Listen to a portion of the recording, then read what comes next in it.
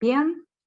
Buenas tardes, estimados participantes. Tengan ustedes la más cordial bienvenida a la sala de Zoom del programa Martes Democrático de la Oficina de Participación Ciudadana del Congreso de la República. El día de hoy, martes 21 de septiembre de 2021, tenemos programada la videoconferencia que se titula Actualización de la normativa en materia de seguridad y salud en el trabajo en el contexto de la COVID-19. Conferencia que tiene como finalidad informar a la ciudadanía, instituciones públicas y privadas y público en general para dar a conocer sobre la implementación de la normativa en materia de seguridad y salud en el trabajo. El día de hoy contamos con las palabras de presentación del doctor Jimmy Reinaga Alvarado, a quien le damos pase, quien es jefe del área de educación ciudadana. Adelante, por favor, doctor Jimmy, lo escuchamos.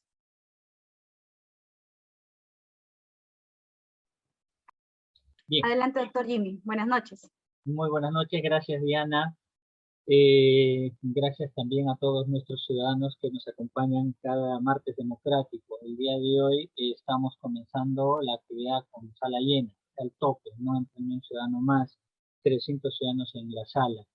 Pero afortunadamente también estamos transmitiendo en Facebook, así que en nuestra página de Participación Ciudadana o en la página de Facebook de Participación Ciudadana pueden seguir la transmisión.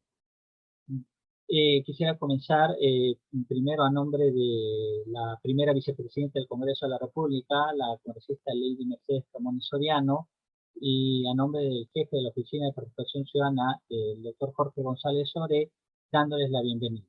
A nuestro expositor, al ingeniero ambiental Luis Enrique Lozano Vieites y a nuestros ciudadanos. Muy buenas tardes. El día de hoy nos convocamos para tratar un tema muy importante. ¿Cuál es? La actualización de la normativa en materia de seguridad y salud en el trabajo en el contexto del COVID. Sabemos, todos somos conscientes y hemos vivido que el país se ha paralizado varios meses, casi medio año, progresivamente ha comenzado a retomar su ritmo y su dinamismo. Sin embargo, la pandemia no ha parado.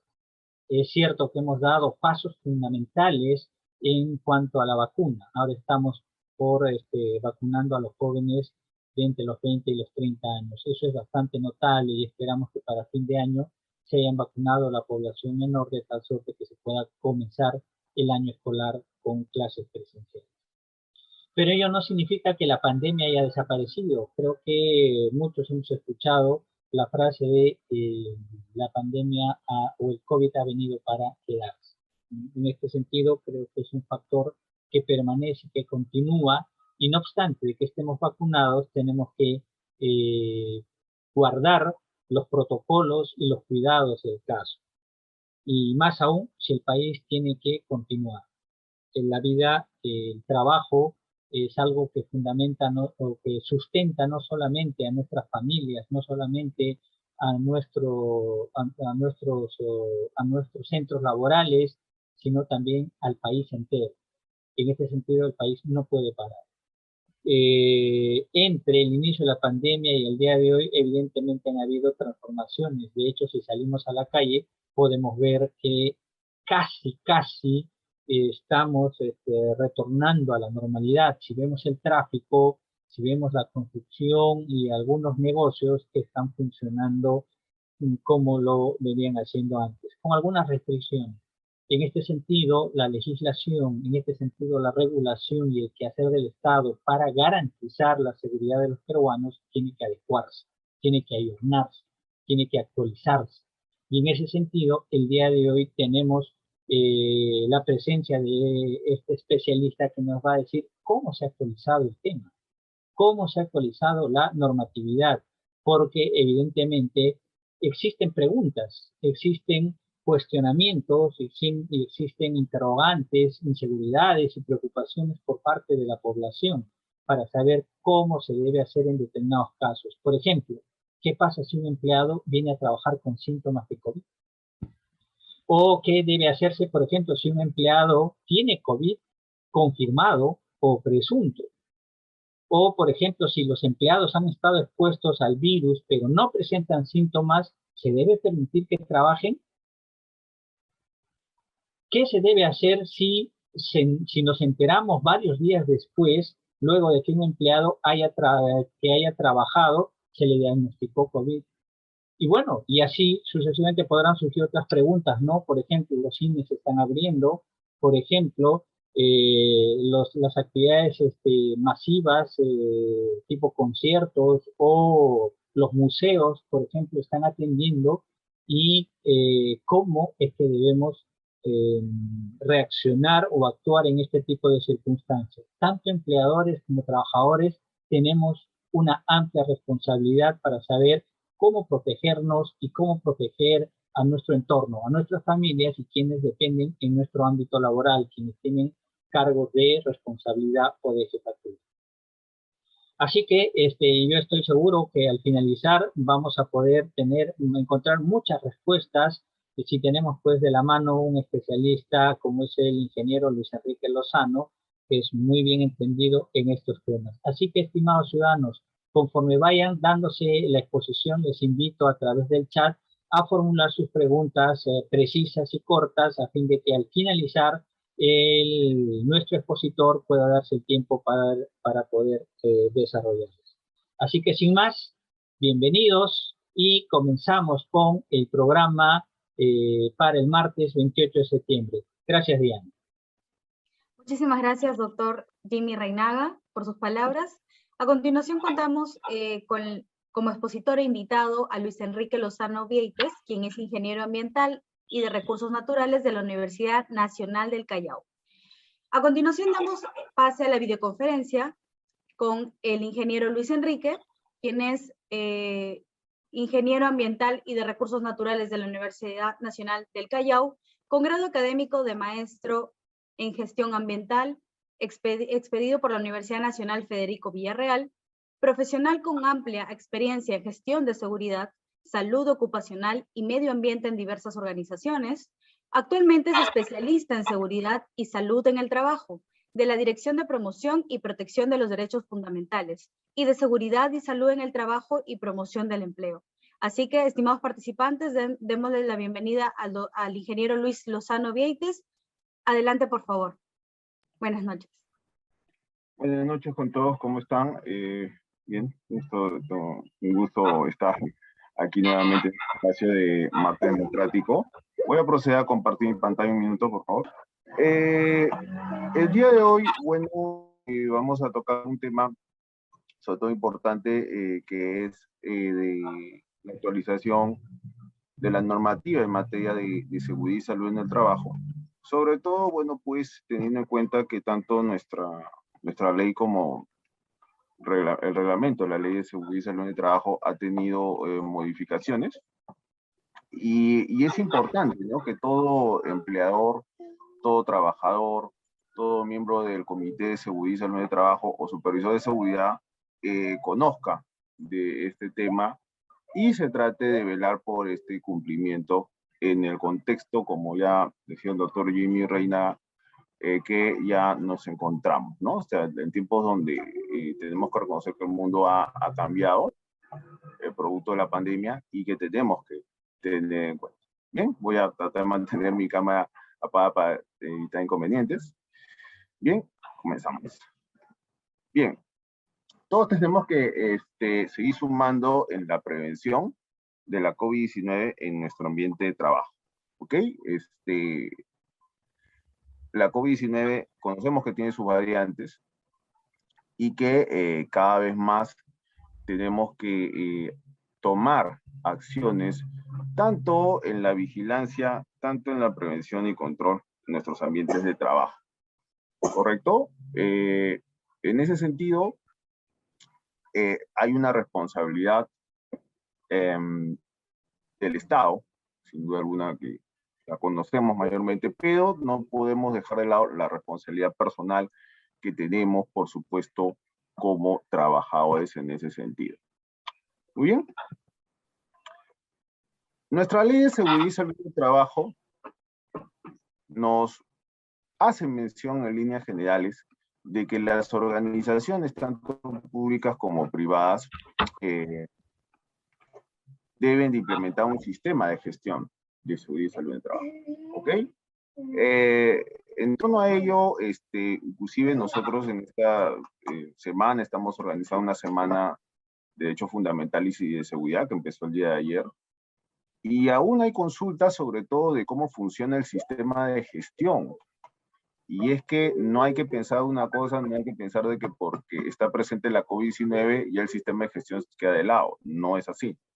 Sino que tenemos que pensar cómo está el sistema de gestión durante el contexto de la pandemia. Partiendo que, de acuerdo al Instrumento Andino de Naciones, cuando se genera nuestra ley, el sistema de gestión representa un conjunto de elementos interrelacionados e interactivos que tiene por objeto establecer políticas y objetivos de seguridad y salud de trabajo. Y sobre todo los mecanismos que necesitamos para que alcancemos estos objetivos. ¿Ello por qué? Porque los objetivos fundamentales o sobre todo, pues, por qué es importante el tema de seguridad y salud del trabajo, está en la prevención de accidentes de trabajo y enfermedades ocupacionales.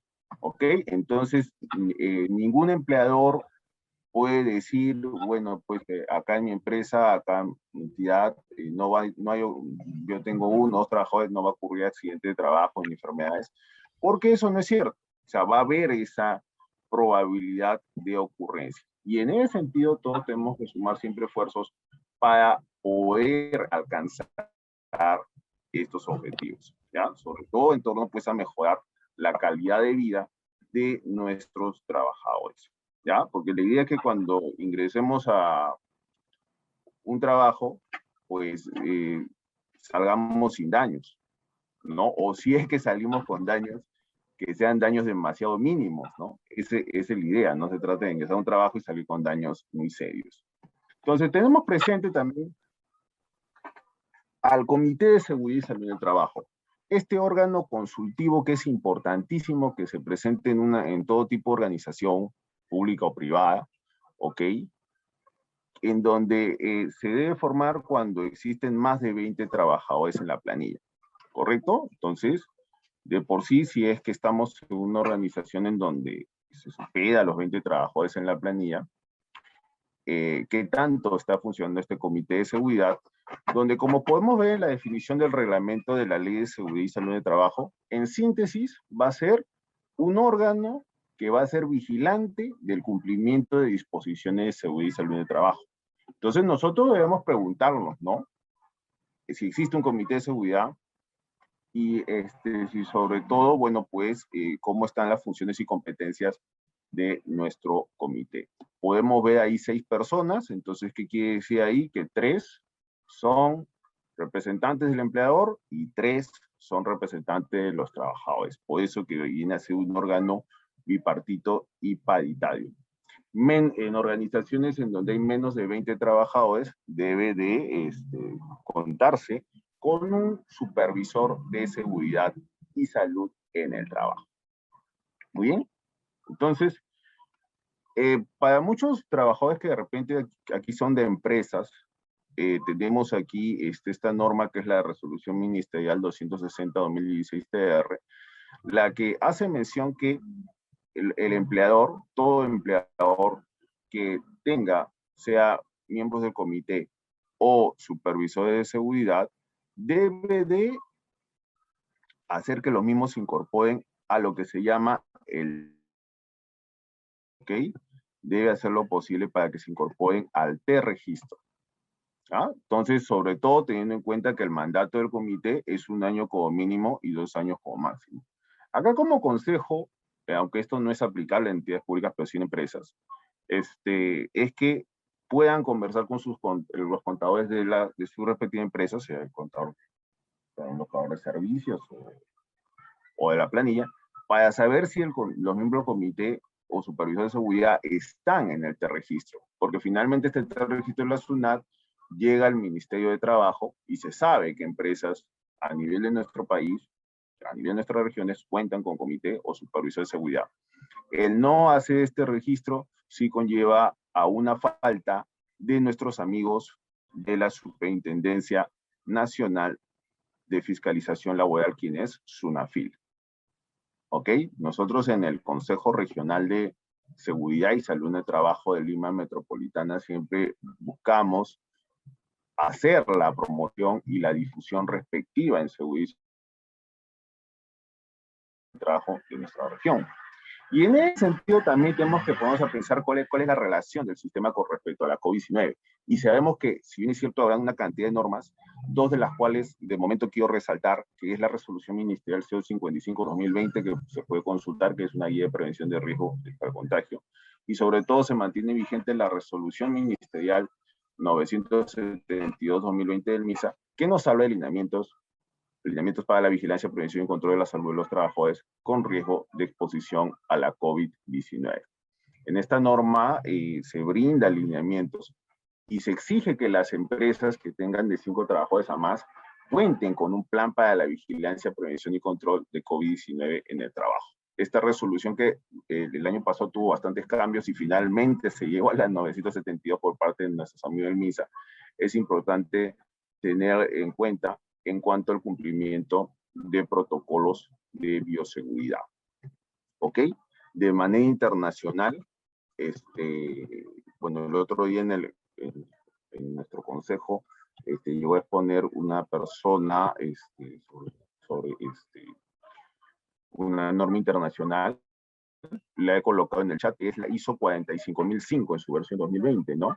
Que habla del sistema de gestión de seguridad y salud durante la pandemia, ¿no? O sea, a nivel internacional, la ISO pues también publicó una norma que no es certificable, pero que sí también da pautas con respecto a lineamientos que debemos tener presentes, ¿ya? Ingeniero, Bien, ¿usted entonces, cree que puede ampliar sus diapositivas, por favor? ¿ya? Un momentito. Sí, por favor. Ya, ok. Bueno, el plan para la vigilancia, prevención y control de la COVID-19 debe ser elaborado por el empleador a través de su servicio de seguridad y salud en el trabajo. ¿Ok? Y el mismo cuando se elabora, bueno, pues de repente hay empleadores que no cuenten con el servicio de seguridad o quien a sus veces debe de presentarlo al Comité de Seguridad y Salud en el Trabajo para su aprobación en un plazo máximo de 48 horas. ¿Ok? Ese es una regla que se mantiene hasta el momento y se añade como función al Comité de Seguridad o al Supervisor de Seguridad y Salud en el Trabajo de la organización que se tenga en cuenta esa aprobación de lineamientos, ¿no? Entonces, ese es un dato importante que todo trabajador debe tener en cuenta a nivel de las exigencias del COVID-19. Preguntarse si existe este plan. En el caso de organizaciones que son de 1 a 4 trabajadores, lo que se pide simplemente es un checklist de vigilancia. Pero como repito, de 5 para adelante, si se exige este plan, ¿ok? Este plan que tiene esos 7 lineamientos. Muy bien. Tenemos también presente otras normas que dan a notar ciertas medidas temporales a través, una de ellas tenemos al decreto legislativo 1499, que establece ciertas medidas temporales en 4 temas, tanto exámenes médicos ocupacionales, capacitaciones en seguridad, auditorías y la vigencia del mandato de los representantes de los trabajadores. Muy bien, a nivel de exámenes médicos ocupacionales, Jesús. Entonces, bueno, disculpen, tenemos también al decreto legislativo 1499, que como podemos apreciar suspende la realización de exámenes médicos ocupacionales en los casos de actividades de alto riesgo que no cuenta con un examen médico ocupacional efectuado en el último año, ocupacionales periódicos también prorrogándose automáticamente la vigencia, ¿no? De aquellos que hayan vencido o estén por vencer la emergencia sanitaria, ¿no? También, perdón, tenemos que las capacitaciones en materia de seguridad y salud, las presenciales son aquellas que se van a realizar al momento de la contratación, cualquiera sea su modalidad de duración, o cuando se produzca cambios en la tipología de la tarea, ¿ya? Entonces, no todas las capacitaciones se pueden hacer de manera virtual. Esta característica se presenta de manera en las capacitaciones presenciales, sobre todo porque se debe comprender que hay cuestiones que el trabajador debe de saber en función de sus riesgos específicos en su puesto de trabajo. Tal es así que cuando el trabajador ingresa o cambia de puesto, tiene que recibir capacitación presencial. Se suspende también la obligatoriedad de realización de las auditorías.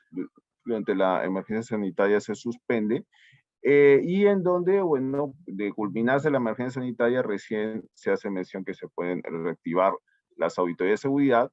No obstante, el empleador puede hacer auditorías de forma voluntaria, sea de manera presencial, aplicando protocolos de la RM 972-2020 del MINSA, o si es de manera remota, aplicando la guía de lineamientos de gestión de auditorías remotas de INACAL. Bien, entonces de esas dos maneras se puede manejar las auditorías. La vigencia del mandato de los representantes de los trabajadores ante el Comité de Seguridad y Supervisor se puede prorrogar automáticamente si en caso no se llega a hacer la elección de los representantes de los trabajadores del Comité Supervisor.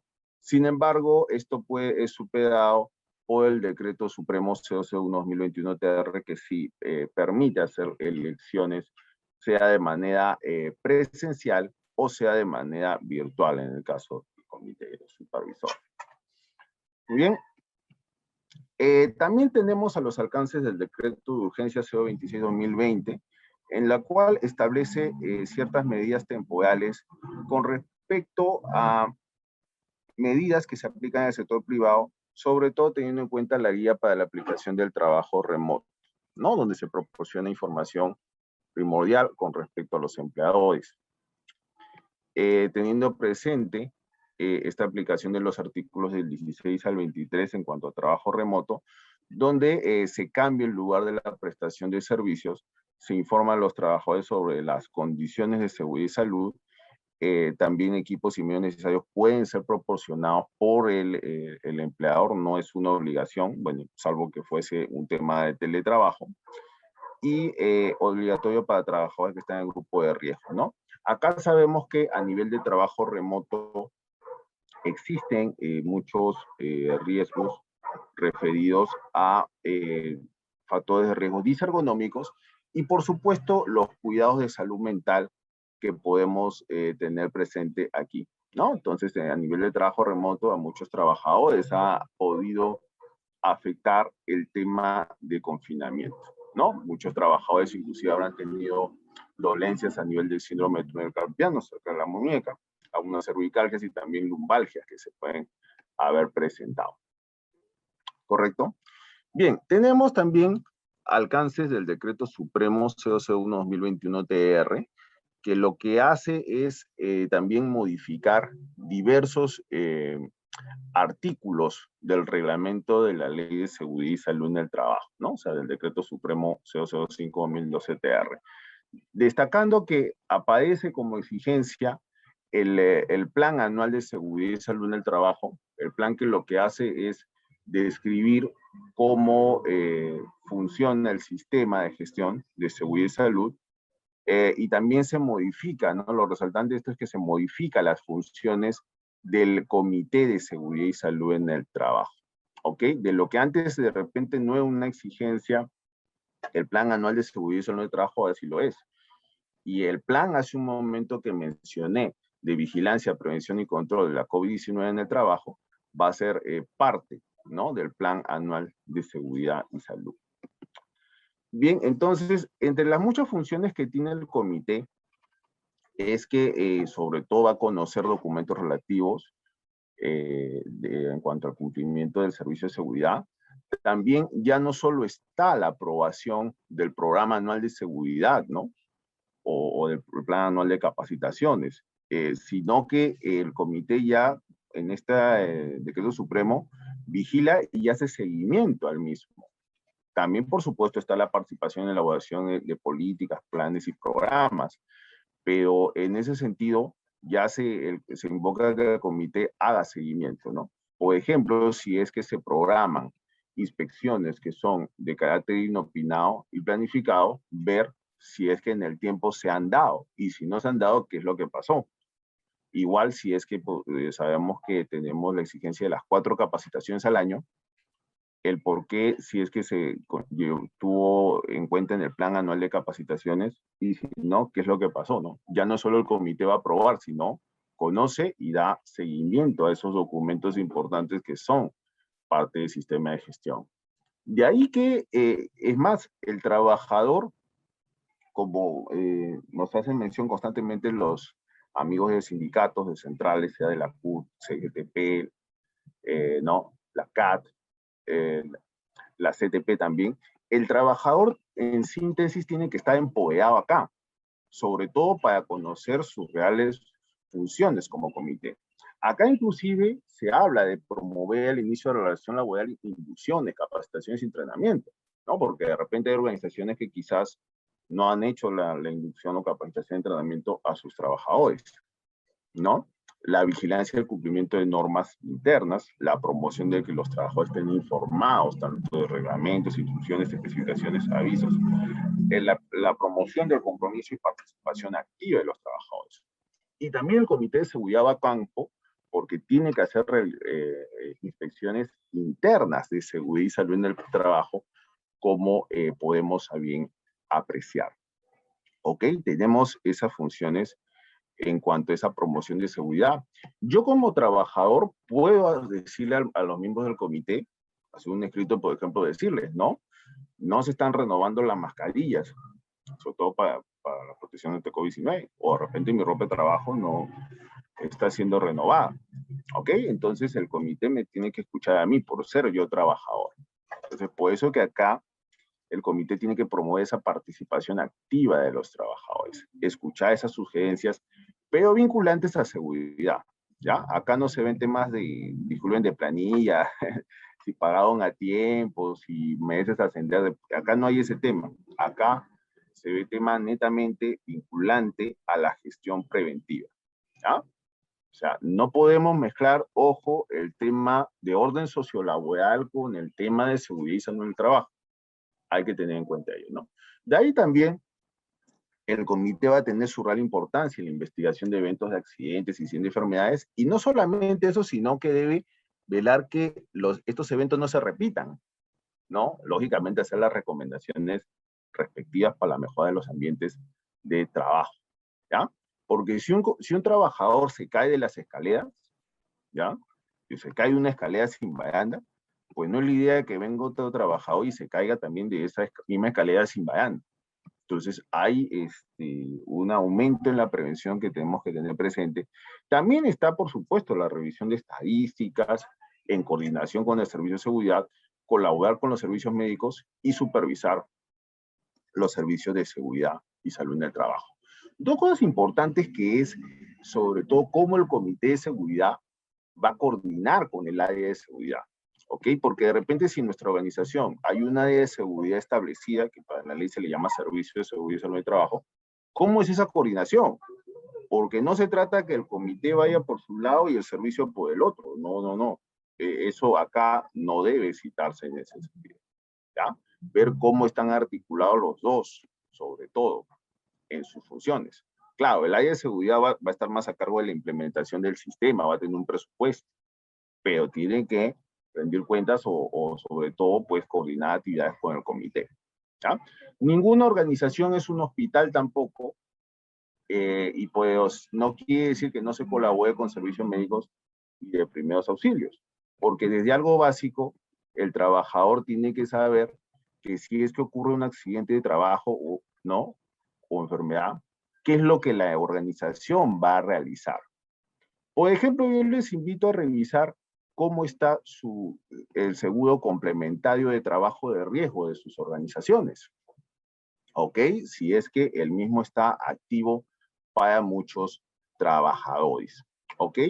Y es más, acá en el chat estamos poniendo la norma vinculante al SCTR, que es el Decreto Supremo 003 del año 98, ¿no? Entonces, si a mí me diagnostican con una enfermedad ocupacional, tiene que cubrir el SCTR, porque el Seguro Social no lo va a cubrir.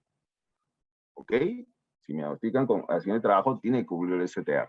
Y si en caso hay organizaciones que no están afectas a tener el STR, porque la norma indica los tipos, Ahí el empleador tiene que ver cómo va a ser esa indemnización. Después es importante, en avisos importantes, como lo es el accidente mortal y accidente peligroso, avisar entre los días de ocurrió el hecho, llevar, se entiende, el control del cumplimiento de acuerdos, el comité debe reunirse obligatoriamente una vez al mes y de manera extraordinaria si es que las circunstancias lo ameritan. Si lamentablemente, por ejemplo, ocurriese un accidente mortal, si lamentablemente inclusive hay un aumento de casos de la COVID-19, el Comité de Seguridad tiene que reunirse, sí o sí, para tomar acciones. Seguramente hay, lamentablemente, trabajadores que habrán ido infectados y que el médico ocupacional debe hacer el seguimiento del estadio que se encuentra ese trabajador con respecto a la COVID-19. Muy bien. Ok, se inserta también inclusive el artículo 27A, en donde, similar al decreto legislativo 1499, se deben hacer capacitaciones presenciales, como dije en su momento, al momento de la contratación o cuando se produzcan cambios. Si yo como trabajador he sido auxiliar de limpieza y voy a ser después auxiliar de laboratorio, no es el mismo puesto de trabajo, cambian los riesgos y por ende me tienen que dar una capacitación, me tienen que capacitar. Acá hemos querido colocar una figura de cómo podría ser este tipo de capacitación presencial, donde obviamente se reducen los aforos. Sé que de repente en muchas organizaciones, yo he tenido también esa experiencia de brindar inducciones de seguridad, pues a 40, 50 trabajadores, lógicamente no se puede dar esa naturaleza de forma presencial, pero sí reduciendo los aforos. ¿Ya? Porque no todo puede hacerse de manera virtual, ojo, hay capacitaciones que el trabajador necesita, el entrenamiento. Se inserta el artículo 44A, en donde los amigos que son de los subcomités o supervisor de seguridad pueden dar recomendaciones a los comités de seguridad. ¿Esto qué quiere decir? Que como vemos hay organizaciones que tienen diversas locaciones en donde si en alguna de ellas se supera los 20 trabajadores, puede haber esta figura de subcomité, depende del empleador, lógicamente, y puede el subcomité dar aportes al comité para que sea escuchado, al comité de seguridad y salud en la empresa. Porque sabemos que las realidades son diferentes y por ende los riesgos específicos son bien diferentes. Entonces, en los cuales el tratamiento tiene que ser de forma muy particular. Hay organizaciones que no solo tienen 2, tienen 3, tienen 10 locaciones, en los cuales pues cada uno tiene que ver bien su realidad. Y siempre se debe respetar tanto el Plan Anual de Seguridad y Salud en el Trabajo como el Reglamento Interno de Seguridad y Salud. También las elecciones de los amigos que son representantes de los trabajadores, porque el representante del empleador lo elige directamente el empleado en un comité, pero los trabajadores lo eligen los representantes de los trabajadores. El empleador lo puede realizar a falta de una organización sindical, ¿no? O si el gremio sindical no cumple con ciertos plazos que están establecidos de 30 días calendarios, o si incumple en 5 días hábiles, si incumple el cronograma de las elecciones que estableció, ¿no?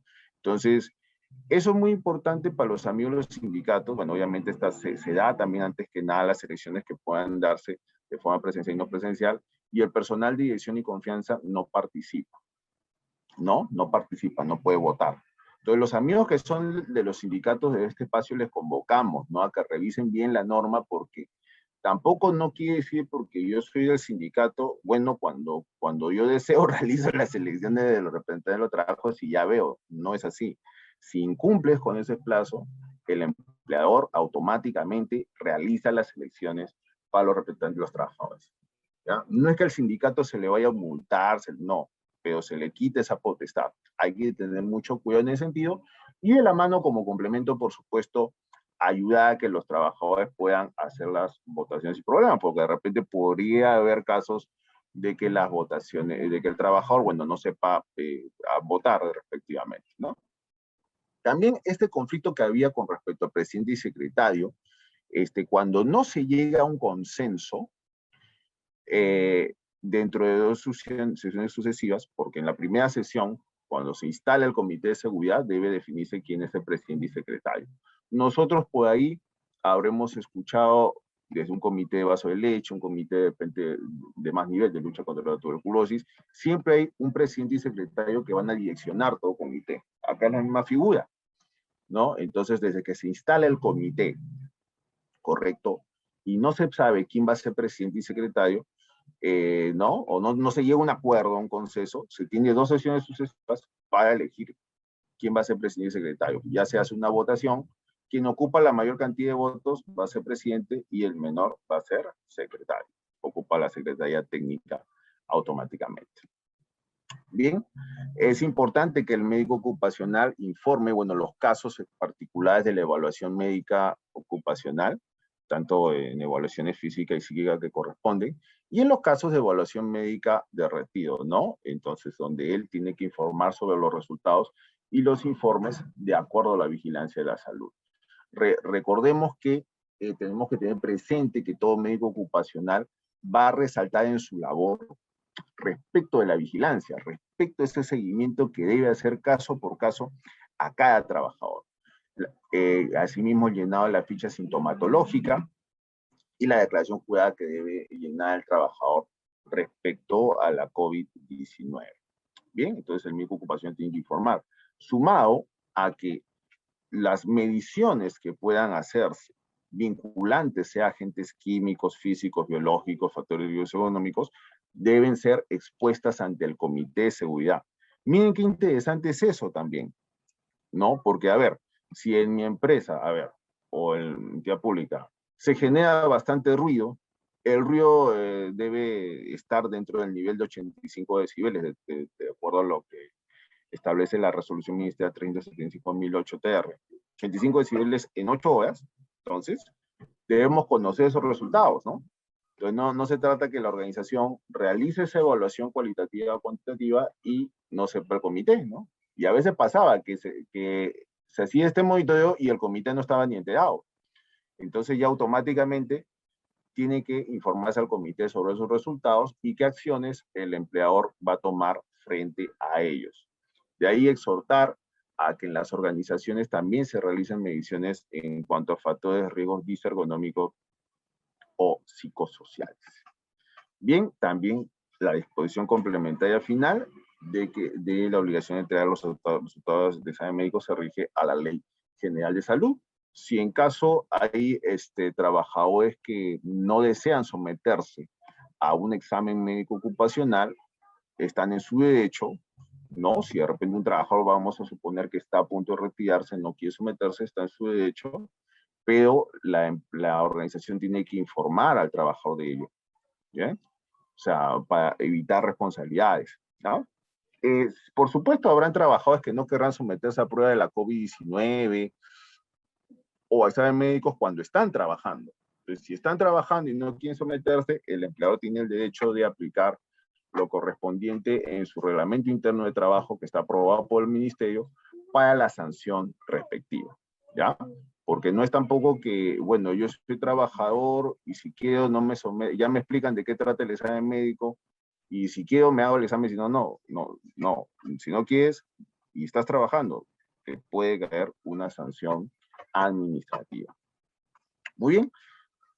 Tenemos también, finalmente, a la Ley 31.246, que modifica 2 artículos de nuestra Ley de Seguridad y Salud en el Trabajo, tanto a nivel del artículo 49 como el artículo 60, ¿no? Uno vinculante a la vigilancia de salud en emergencias sanitarias y también otro vinculante a las características de los equipos de protección personal. ¿Correcto? Bien, entonces tenemos esas características, esos 2 artículos que, bueno, se han modificado a bien pues en esta ley, ¿no? Entonces, en el artículo 49 se mantiene esta práctica de exámenes médicos, o sea, cuando hay trabajos que son de bajo riesgo, se realizan exámenes médicos cada 2 años y alto riesgo antes, durante y después. Pero se agrega que en el caso de la declaración de emergencia sanitaria, debe ejercerse una vigilancia epidemiológica e inteligencia sanitaria, ¿no? Y sobre todo, pues, pruebas que se puedan hacer de tamizaje necesarias al personal a cargo. Bueno, recordemos que quien establece esos lineamientos en salud es el Ministerio de Salud. Entonces esperemos que cuando se reglamente esta ley se brinden las características ya más específicas de la vigilancia epidemiológica, que sin duda alguna va a complementar muy bien con las organizaciones que han podido registrar su plan de vigilancia, prevención y control en el SIS-COVID o registrarlo en el MINSA, ¿no? Respectivamente. Y también se tiene el artículo 60 respecto a los equipos de protección personal, que si bien es cierto, se emplean cuando no se pueden eliminar los riesgos laborales en el origen, pero acá ya se añade algo más, que los equipos de protección personal deben cumplir con las referidas normas técnicas peruanas. Entonces, ¿dónde están las normas técnicas peruanas? En el Instituto Nacional de la Calidad, INACAL, ¿no? Y esto no genera ningún costo o retención salarial de ningún tipo, personal a su cargo, con el objetivo de garantizar los medios y condiciones que protejan la vida y salud y bienestar de los trabajadores. Entonces, es importante que los equipos de protección personal que se empleen, sea casco, mascarilla, ¿no?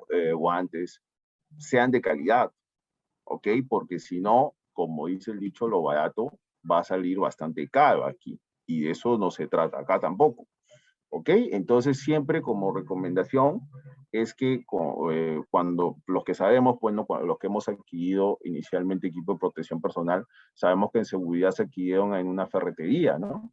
Y hasta ahora hay ferreterías que venden, por ejemplo, EPPs, ¿no? Equipo de protección personal, pero acá ya hay que ir a más nivel de la mano con los proveedores de estos equipos, ¿no? Para ver si cumplen, ¿no? Con las normas técnicas. Y sobre todo, cómo vemos si cumplimos, si es que ellos brindan su certificado de homologación respectivo, dando la garantía del caso, ¿ya? Como recomendación es importante que puedan contar con las normas técnicas peruanas de INACAL. Tengo entendido que INACAL tiene medios también para acceder a estas normas de forma virtual, y que gentilmente ustedes pueden hacer. Es cierto que algunas NTP tienen un costo, pero vale la pena ahí invertir, porque lo barato, si no, nos va a salir bien caro. La salud no lo es todo, pero sin ello todo lo demás es nada. Eso decía Arthur Schopenhauer, ¿no? Un filósofo alemán, y en donde en estos tiempos tenemos que cuidarnos más, tenemos que siempre respetar la protección personal, siempre el empleo de la doble mascarilla, siempre el empleo de distanciamiento social, y siempre, en ese sentido, el lavado de manos como lineamientos principales, ¿no? Si yo como trabajador, por ejemplo, veo que y acá por eso que es una responsabilidad no solo personal, sino una responsabilidad compartida. Si yo estoy en un centro de trabajo y de repente algún compañero o compañera está atendiendo al público, ¿no? Sin usar mascarilla, yo le tengo que decir, porque el no emplearlo no solo va a afectar a ella, sino va a afectar al entorno. Por ello que por la salud debemos preocuparnos y no dejarlo como la última rueda del coche, como quizás de repente algunos trabajadores o empleados lo piensan, ¿no? Más bien es una oportunidad que la pandemia quizás nos ha abierto caminos para que el sistema de gestión fluya más y sea realmente tenido en cuenta en empresas y en entidades públicas.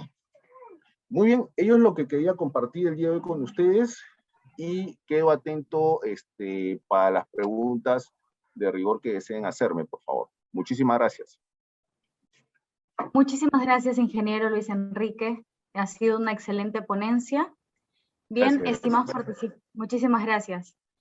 Bien, estimados participantes, ahora contamos con la rueda de preguntas elaborada.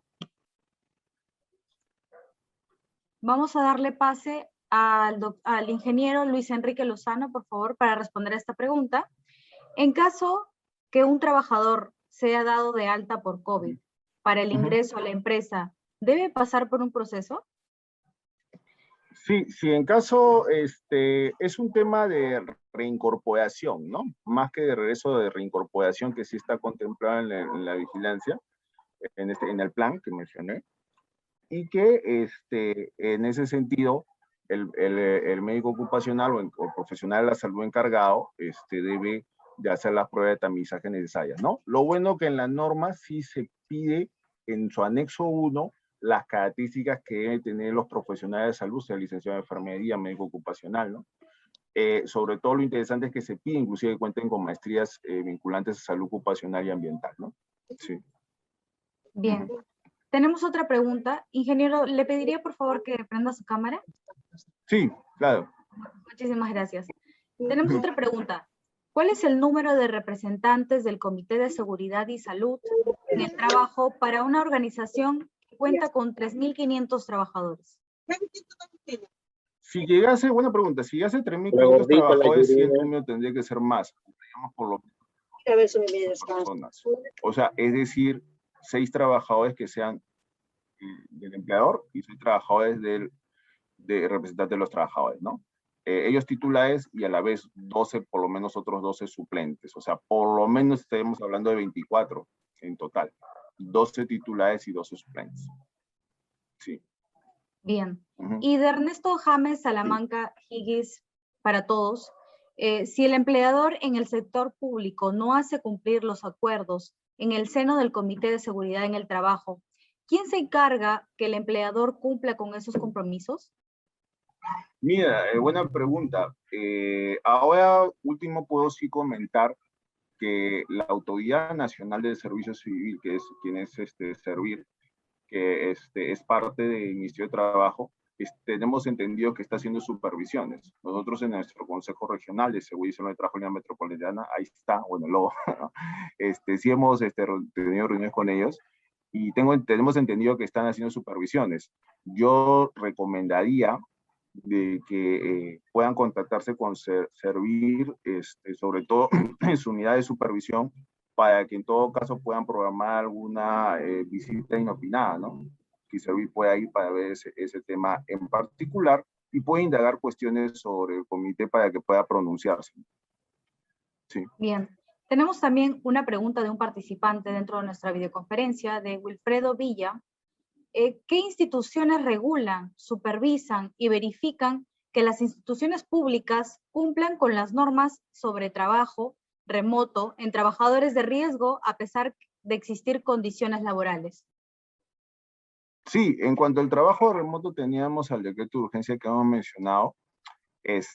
Bueno, Servir es el responsable sobre las instituciones públicas, bueno, salvo que en el caso de Sunafil, sí ve el régimen 728. Lo que se tiene en cuenta son esos lineamientos para el trabajo remoto, pero el tema es de que si hay algún accidente que ocurriese, si no está, que ocurriese a un trabajo dentro de una labor remota, no está considerado eso como accidente de trabajo.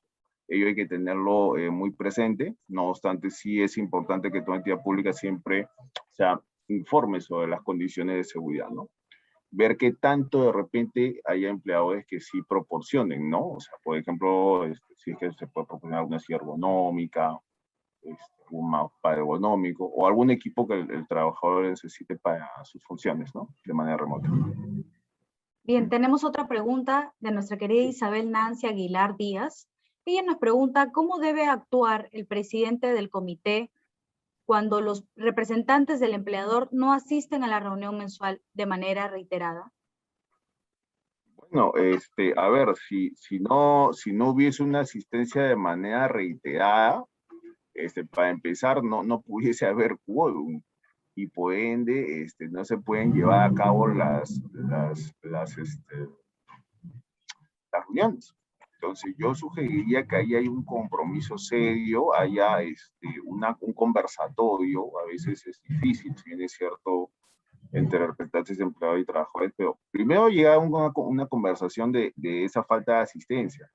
Si el empleador, a pesar de eso, sigue incidiendo en el tema, quiere decir que no hubieran sesiones con una minoría, pero claro, el presidente sí tiene la opción de que no vienen, por ejemplo, en una sesión, ¿no? Entonces, dentro de los 8 días subsiguientes puede convocar a una reunión con la gente que esté. Entonces, pero si hay esa reincidencia, porque obviamente es importante la presencia de los representantes del empleador, si no, pues, ¿qué sentido tendría, no, ese comité? Entonces ya se tiene que ver otro canal con Sunafil, ¿no? Cuando es empresas. Bien, ingeniero. También tenemos otra pregunta de Santos Fabián Tumbajulca.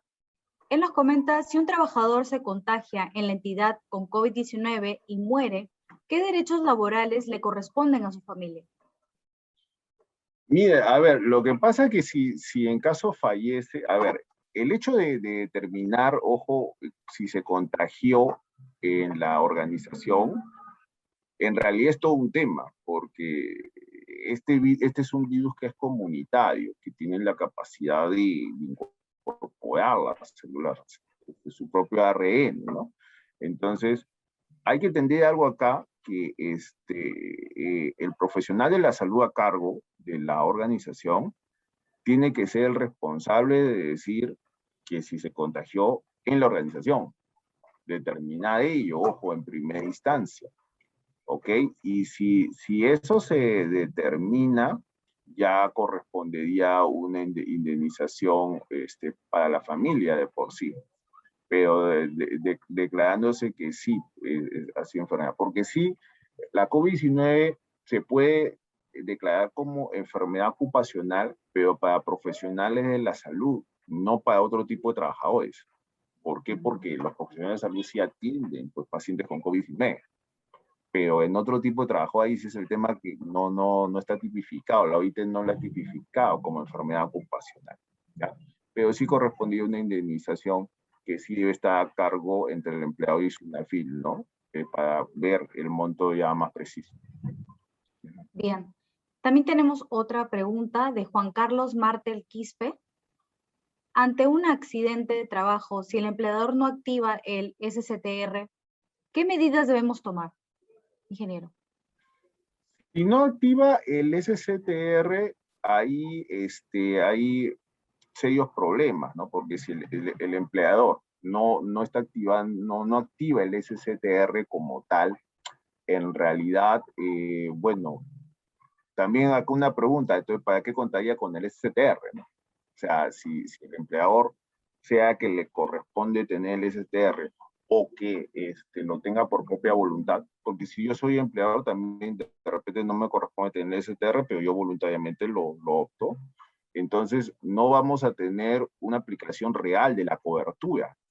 Entonces el empleador, ahí lo que sí antes que nada, resguardar la salud del trabajador, ¿no?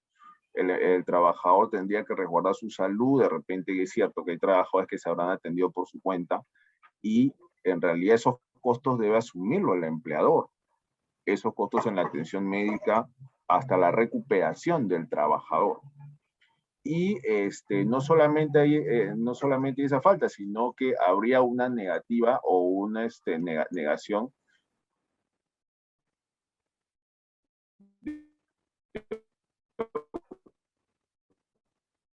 el accidente de trabajo.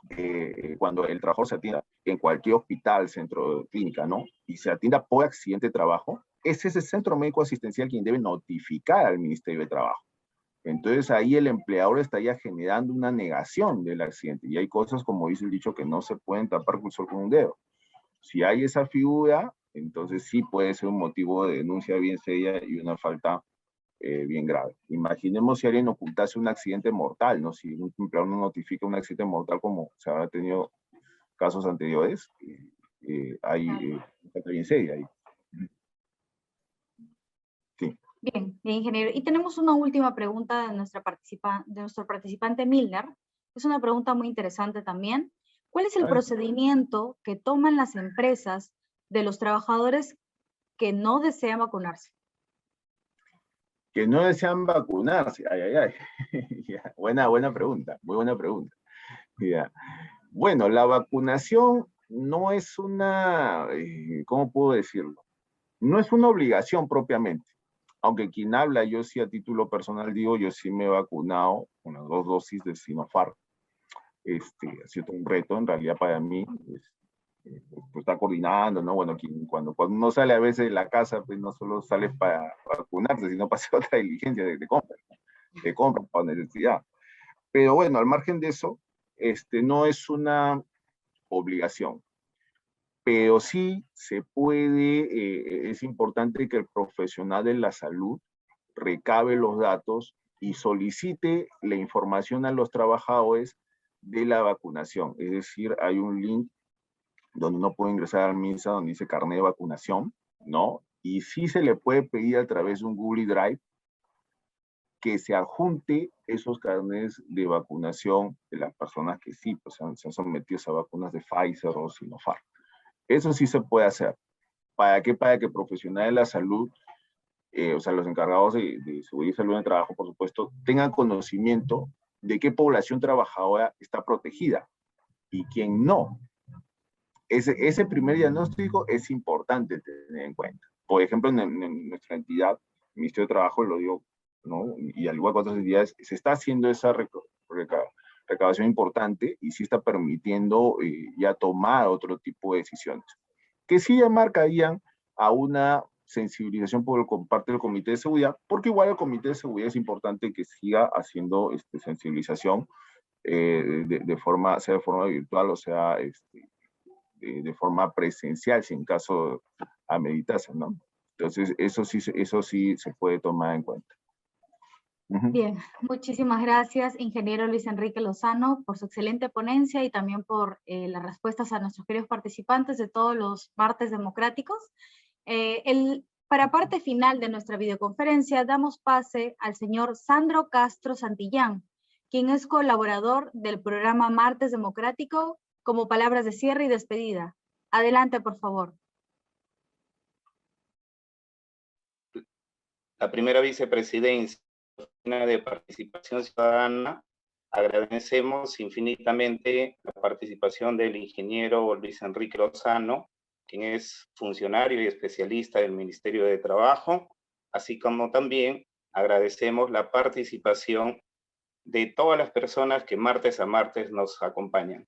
A nombre del Congreso de la República y la Oficina de Participación Ciudadana, damos por concluido el evento de hoy, martes 28 de septiembre. Muchísimas gracias por su participación. Muchísimas gracias, señor Sandro Castro.